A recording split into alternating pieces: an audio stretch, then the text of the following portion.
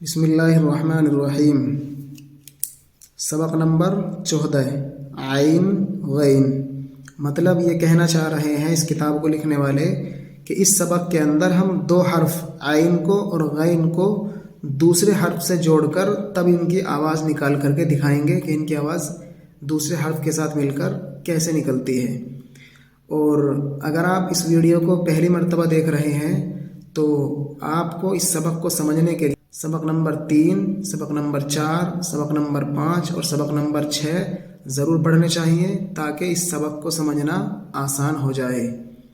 عین الف زبر ع، عین با زبر عب، عین با زیر عب، ع عب عب عب، عج